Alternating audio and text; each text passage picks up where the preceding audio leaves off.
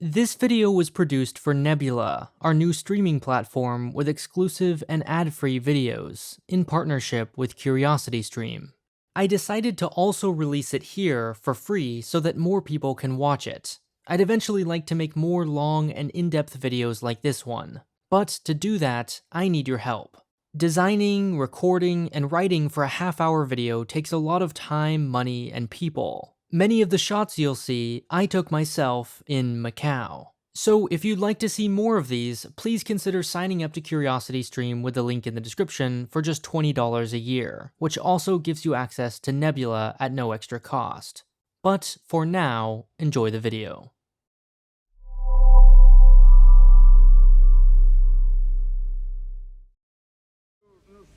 Portugal will continue to express its solidarity with Macau, will remain committed to its future in the conviction that here too, democracy and freedom are an irreplaceable reality, pledge of peace and progress for all peoples. On December 20th, 1999, this 25 square kilometer Portuguese colony on China's southern coast, known as Macau, was returned to China, becoming the Macau Special Administrative Region of the People's Republic of China. As the Portuguese flag descended minutes before midnight, after 400 years, Europe's first and last colony in Asia officially ended, along with the Portuguese Empire. Seconds later, the ascent of the Chinese national flag marked the beginning of a new era for China, just 11 days before the turn of the millennium. The timing could have hardly been more symbolic, as many scholars and experts proclaim the new century China's. But what, exactly, China had in mind for this tiny, crime-infested enclave, no one knew for sure.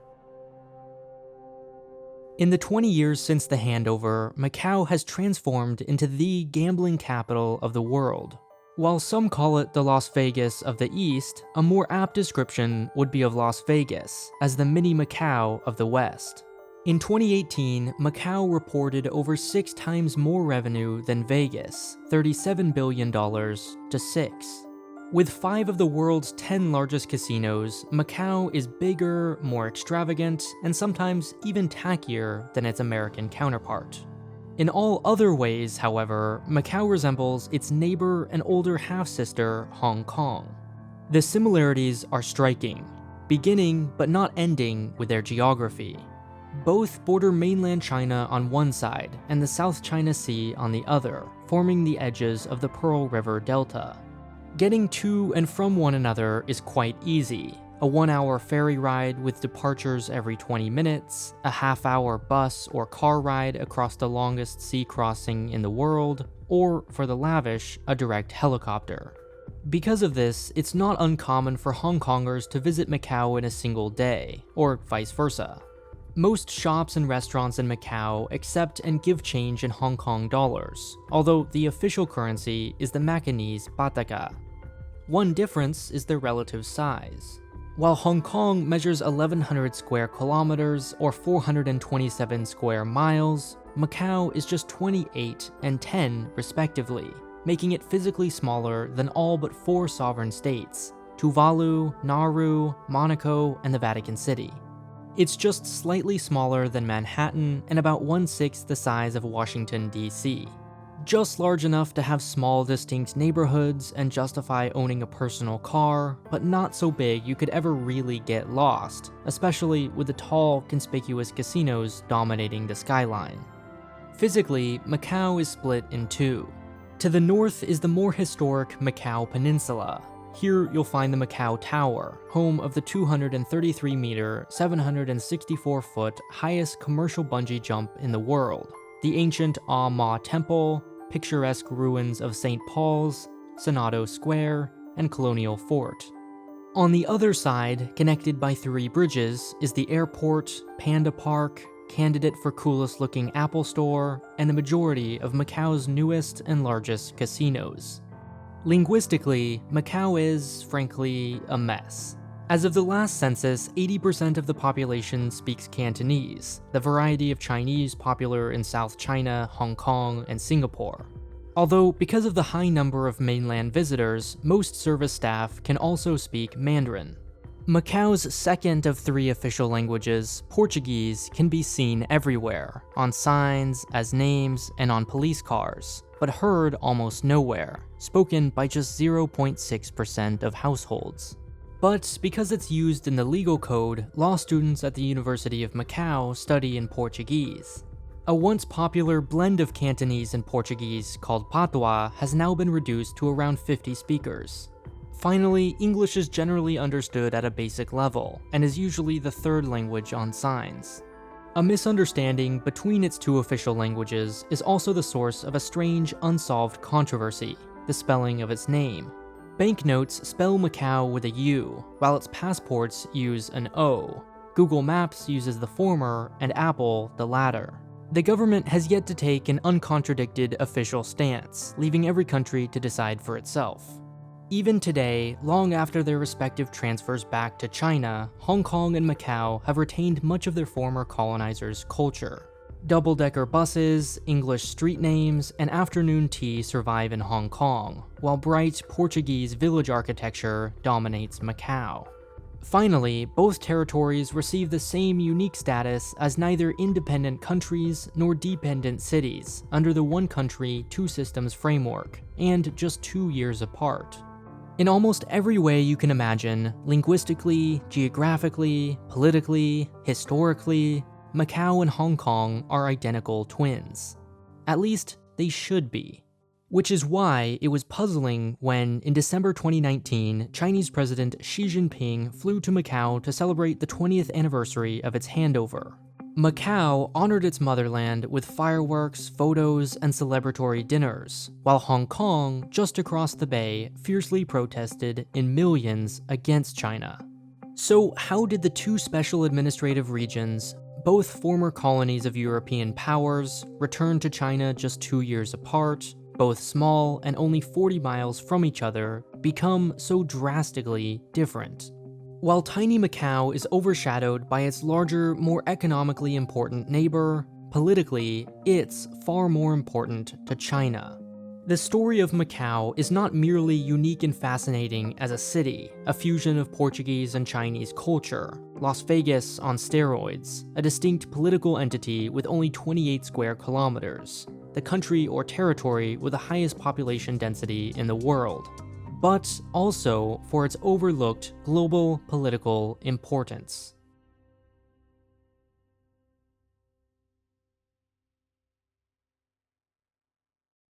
During the 15th century, the Chinese Navy was, by far, the world's most advanced and powerful. Its 3,500 ships were up to 120 meters or 400 feet long, with 12 sails, luxurious staterooms, and crews as large as 1,500 people. Today, for comparison, the US Navy maintains a fleet of just over 400 ships, and Christopher Columbus's largest ship measured just 19 meters long. Chinese explorers reached the Cape of Good Hope 2 centuries before the Portuguese claimed to discover it. Had it wanted to, China could have become the colonizer, not the colonized, and returned territory to Europe in 1999, not the other way around. And yet, it made the drastic decision to burn most of its own fleet, and their maps, which would have allowed for future expeditions. Possibly worried about the rising costs of exploration, internal politics, and outside influences corroding superior Chinese culture, China decided to let others come to it. Europe, on the other hand, was unfazed by this cultural comparison, wanting only to become rich through trade. Portugal arrived in India in 1498 and violently took over Malacca by 1511. It was in this environment, mired in skepticism, distrust, and mutual dislike, that the Portuguese explorer Jorge Alvarez reached China's southern coast in 1513. Knowing their reputation, the Portuguese advanced cautiously into China, first sending only 2 ships to Canton, now called Guangzhou. In 1516, Portugal sent 9 more, slowly building trust over time. 2 years later, however, a new, more ambitious explorer arrived and set up a small colony on an island near present-day Macau. On it, he built a fort, which he argued was necessary to protect his fleet from pirates. He was also accused of kidnapping Chinese children for prostitution. The Chinese, already hesitant, were outraged. Chinese officials ordered the evacuation of all foreigners from its lands, taking some Europeans hostage. Portugal, distracted elsewhere, never returned with any significant military presence, seemingly closing the door to trade with China. Individual merchants, however, still dreaming of gold, persisted on their own. A small group of sailors returned, this time with a plan. As their boats approached the southern Chinese coast, they told officials they came bearing tributes, but first they needed to be set up to dry on land. The Chinese, flattered, agreed to let them build structures for that purpose on present-day Macau. Before the Chinese could realize there was no tribute, they were offered 500 ounces of silver and custom duties in exchange for a lease of the land. Soon, bribes were also paid to allow trade on 2 other nearby islands. One grew to a population of 500. In 1557, the Portuguese attacked and scared away a band of nearby pirates, pleasing the Chinese emperor. One account claims he then gave official permission for the Portuguese to stay on Macau. Another, that of the Colonial Office of Lisbon, argues that because the land was effectively controlled by pirates and not China, by conquering them, Portugal won the right to the land under the principle that sovereignty is founded on the right of conquest. Whatever the truth, from then on, Portugal was confident sending resources to Macau, making it a permanent settlement. Still, China had the upper hand, and the Portuguese went out of their way to please the Chinese lords. The annual bribe became an official rent, which, even more important than the income it provided, was a tacit admission of China's sovereignty. A wall was constructed between Macau and the mainland. The gate, called the Porta de Cerso, was surrounded by Chinese troops, and in case there was any confusion, read, "Honor your motherland, for your motherland looks over you." China worried that Macau might try taking more of its land, or spread Catholicism across the border. Macanese were forbidden from staying overnight in Guangzhou, as were Chinese in Macau. No new housing was allowed to be built on Macau without Chinese approval, and unmarried European merchants were to remain on their ships for the duration of their visit. After seeing the now famous St. Paul's Church under construction, Chinese officials mistook it as a secret fort, and in response planned an invasion. Only after visiting Macau and seeing the churches did they call off the attack. The next era was defined by Britain's growing presence in the region.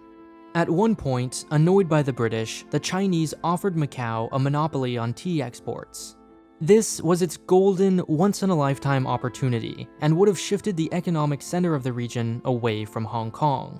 The governor of Macau, however, fearing British religious influence, refused, forever deciding its fate. Soon unable to compete with Hong Kong in trade, Macau turned to less savory sources of income, processing opium, legalizing prostitution, and, most significantly, officially opening the door to gambling. At the end of the 18th century, trade had virtually ended in Macau, while Britain's tea and opium trade exploded, eventually ending in the First Opium War and Hong Kong being leased to Britain. Emboldened by what happened across the bay, Macau gained the confidence to stop paying rent to China, complicating their relationship. Chinese laws were removed from government offices, and in 1849, the governor was assassinated. Seizing the opportunity, Chinese troops were sent to reclaim the territory. Unexpectedly, Portugal successfully defended its colony, with the help of British, French, and Spanish forces. At this point, it was clear to both sides that something had to be decided. Finally, in 1887, a treaty was signed. For the first time ever, China recognized Portuguese, quote, occupation and government over Macau, in exchange for cooperation in managing the trade of opium. This diplomatic progress, however, was lost in 1949 with the formation of the People's Republic of China, which Portugal refused to recognize. In this new political environment, Portugal paid closer attention to Macau, classifying it as an overseas province and managing its finances from afar. It was becoming clear that Portugal had an interest in Macau and had no intention of ceding control to China, which it still didn't even acknowledge the existence of. Then, something 10,000 kilometers away would change everything.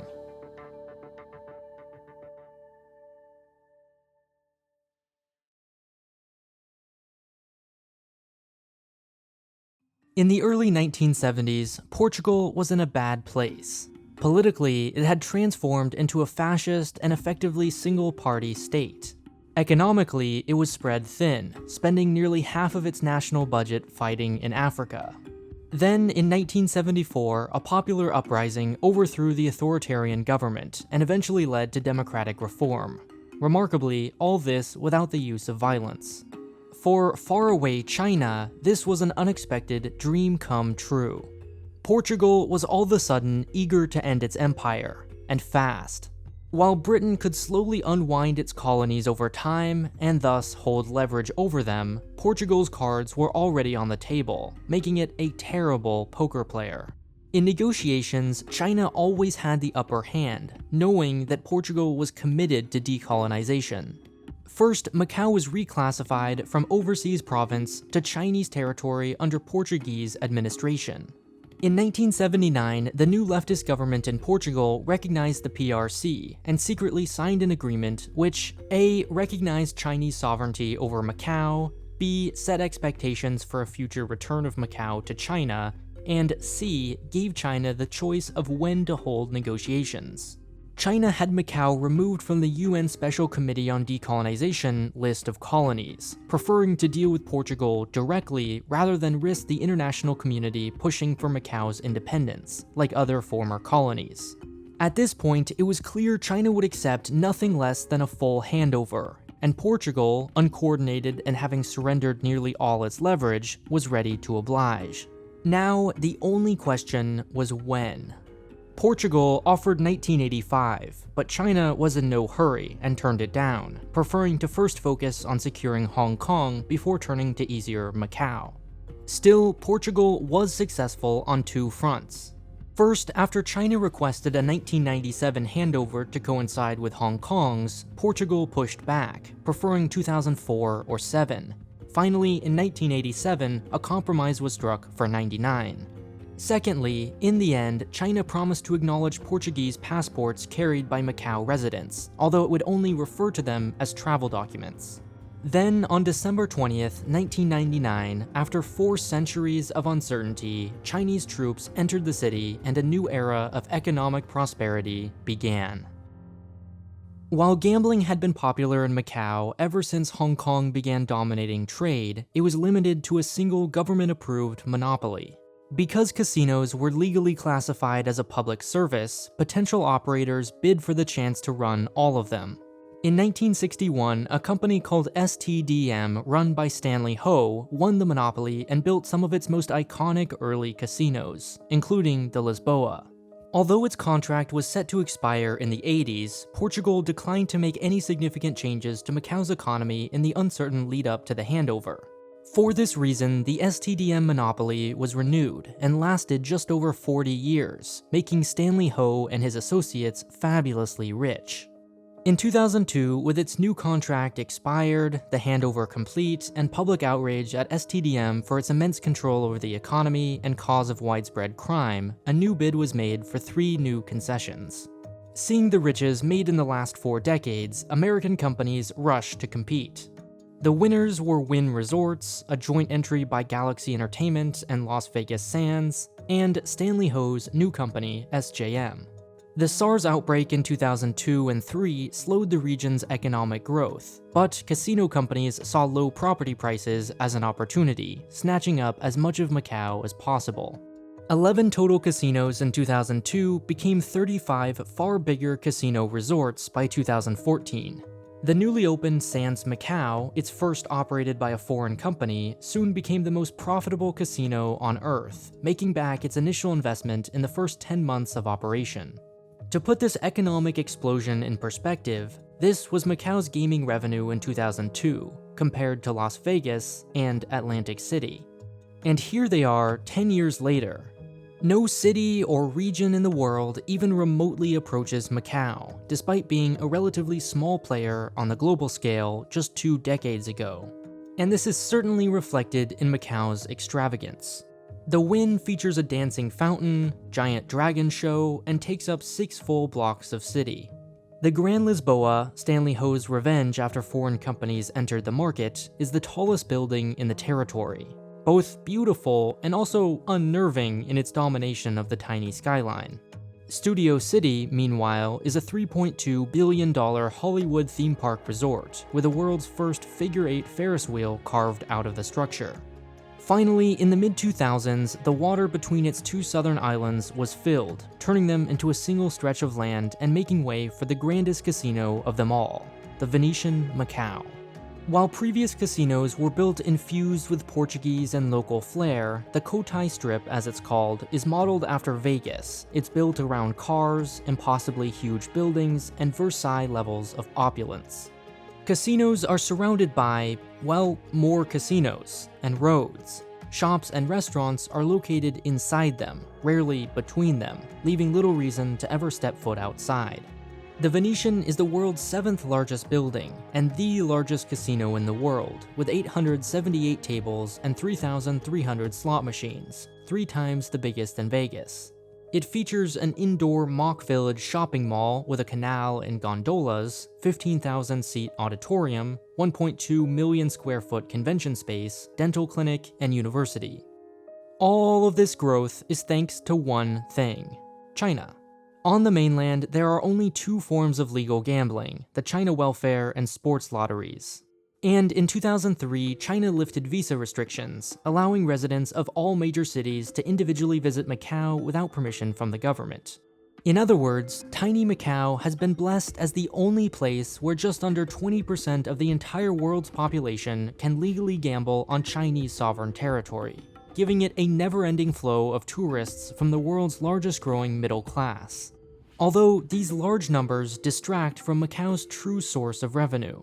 While it may look like a larger Las Vegas on the surface, its business model is actually quite different. At the Venetian Las Vegas, for example, 36% of revenue comes from rooms, 15% from food or beverages, and only 23% from the casino. The Venetian Macau, on the other hand, makes 80% from the casino, just 2.5% from rooms, and 6% from food and beverages. While 99% of visitors to Vegas stay overnight, only half do in Macau. Las Vegas has diversified as a city of entertainment, full of world-renowned kitchens, theaters, bars, and shows. Macau bans drinking in casinos and allows smoking only in a small number of lounges. The vast majority of its revenue comes not from a large number of partygoers, but a select few extremely rich VIPs. As of 2014, about 40% of Macau's gaming revenue comes from mass-market games, and 60% from a very small number of private VIP baccarat rooms. The challenge for casinos is that while Hong Kong allows for the legal collection of gambling debts, mainland China does not, making most of its visitors very high financial risks. Casinos, therefore, hire junkets, companies who, in exchange for either a commission on chips or a percent of the net rolling bet, go to China, attract high net worth customers with gifts, and then deliver them to Macau on private jets. When they arrive, junkets bring them to special VIP rooms with different chips and higher taxes. The other challenge is that China only allows its residents to leave with a maximum of 20,000 RMB, or about $3,000 US, hardly enough to get special attention. To circumvent these restrictions, pawn shops will sell expensive watches or jewelry to VIPs using a credit card, who will then immediately return the item in exchange for the local bahtaka or Hong Kong dollar. Another method is for junkets to issue credit directly to their clients, assuming the risk so casinos don't have to. Predictably, these tricks have been used by many in China to smuggle money outside the mainland. As casinos have grown to represent 86% of all tax revenue for the territory, they've become less a source of income and more the economy in its entirety. More than just buildings, casinos have become a way of life. Locals use their free shuttle buses to get around the territory, eat at their restaurant, and from them make their living. Because casino jobs don't require a diploma of any kind, high schools and universities compete with them. The economically less fortunate are stuck in small, cramped apartments and forced to commute across the border to the mainland city of Zhuhai for reasonably priced groceries. Casinos menacingly tower above everyday life, announcing their importance to the local economy, and also, inadvertently, the severity of collapse should one ever occur. A recent decline in visitors as a result of the US-China trade war, virus, and protests across the Bay has made clear the need for diversification. Simply put, a Macau without profitable casinos would not merely struggle, but collapse. For locals, everything is at stake. For China, there's something even bigger on its mind.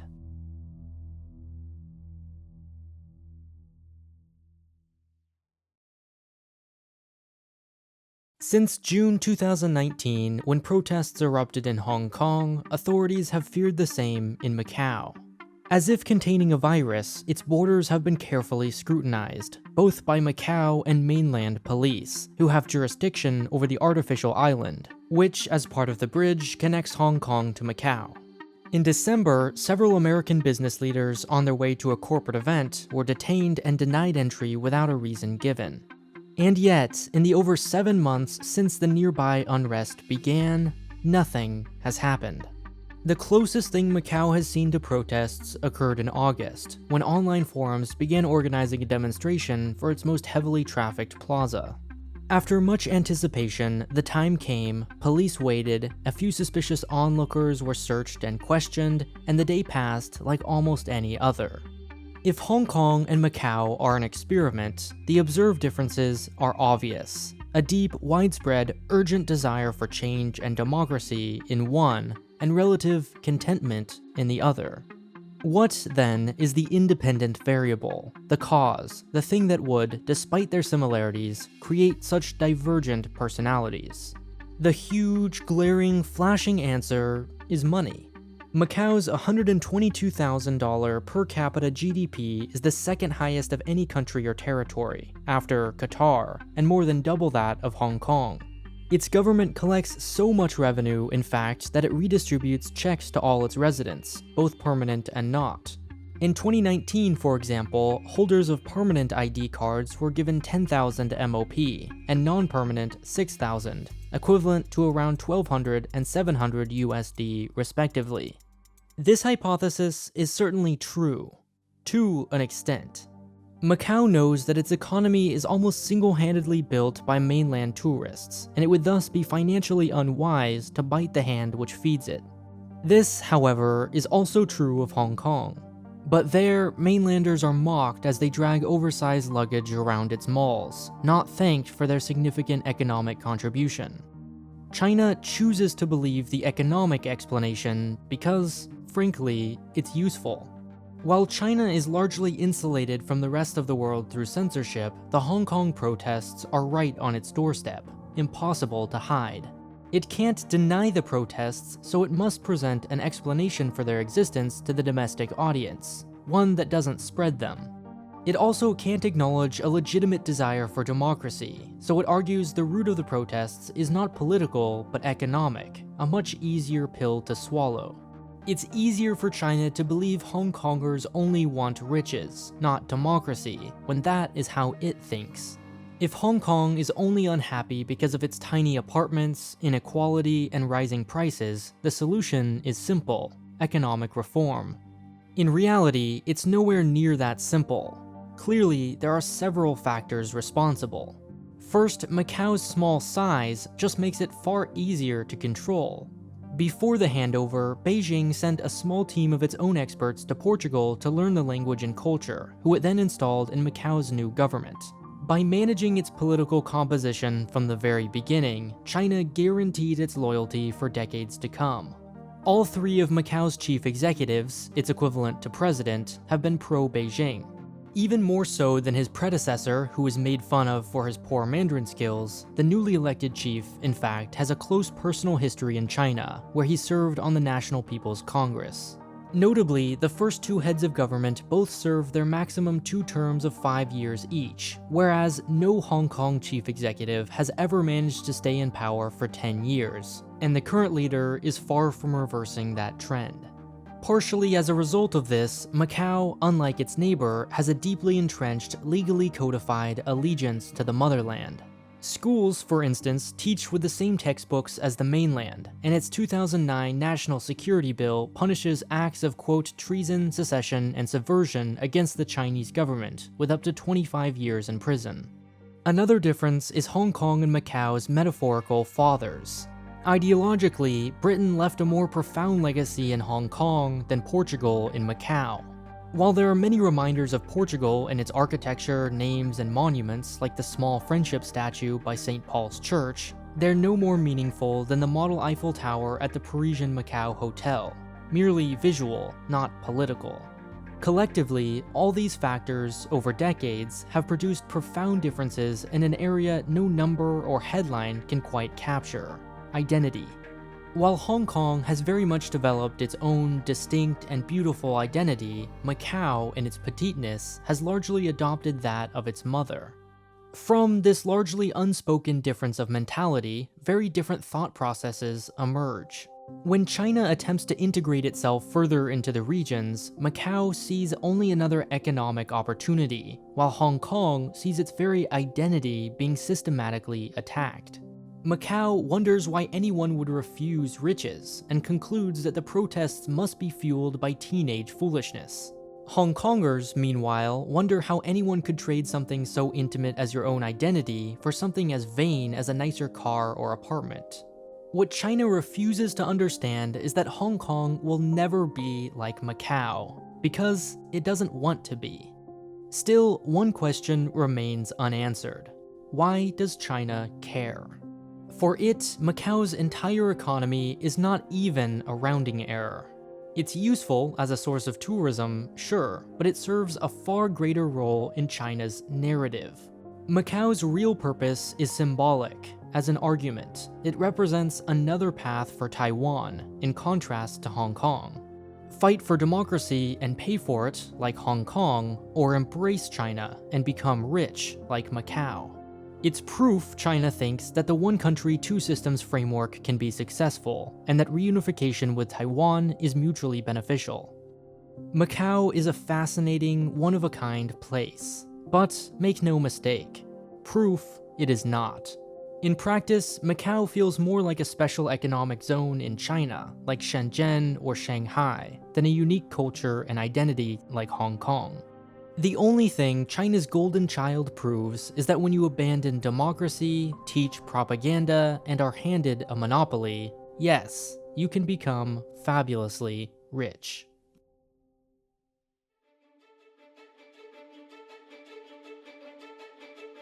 If you enjoyed this video, I'm quite confident you'd also enjoy the other originals on Nebula. To name just a few, Brian from Real Engineering has a series breaking down the fascinating geographic and technical logistics of D-Day.